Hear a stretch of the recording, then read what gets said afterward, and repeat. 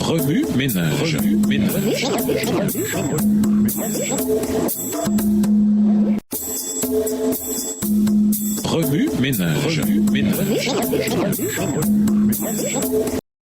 Bienvenue à votre émission Remue-ménage. Nouvelles sur de vendredi interrogé. Au cours de cette étude, il est important de s'immerger profondément dans le sujet et de réfléchir à ses implications pour notre foi et pour notre vie quotidienne. Dans votre classe d'école du sabbat ou votre groupe d'études bibliques, utilisez les questions ci-dessous pour animer une discussion approfondie sur le passage principal de cette semaine et les versets qui l'accompagnent. Une culture saine. Quelles étaient les caractéristiques déterminantes de l'Église primitive? Comment a-t-elle favorisé l'ouverture et la générosité plutôt que le secret et la manipulation? Acte 2, les versets 41 à 47. Au lieu de se retirer de la société et de se regrouper, qu'est-il arrivé aux premiers croyants de l'Église? Pourquoi est-ce important? Acte 8, verset 1. Dans quelle mesure les apôtres étaient-ils motivés par l'argent? Comment se sont-ils prémunis contre la corruption financière? Acte 8, les versets 18 à 22. Comment l'Église primitive enseignait-elle à ses membres à penser et à étudier par eux-mêmes plutôt que de devenir des disciples aveugles? Acte 17, verset 11, 1 Thessaloniciens 5, verset 21.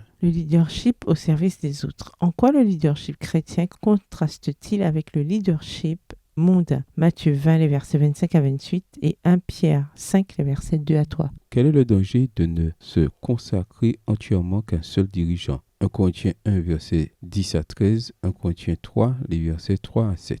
Il est courant que les gourous exploitent la peur et qu'ils aient recours à l'intimidation pour obtenir ce qu'ils veulent. Dieu cherche-t-il à forcer ou à manipuler les gens pour qu'ils le suivent ou lui donnent quelque chose? Josué 24, verset 15, 1 Roi 18, le verset 21 et 2 Corinthiens 9, le verset 7. Réflexion personnelle. Comment pouvons-nous respecter et soutenir les bons dirigeants sans devenir aveuglément loyaux? Fausse accusation. Comment Jésus a-t-il été accusé d'avoir fondé une secte? Luc 23, le verset 2 à 5 et Jean 18, le verset 20. Quelles accusations ont été portées contre les apôtres? Acte 24, verset 5.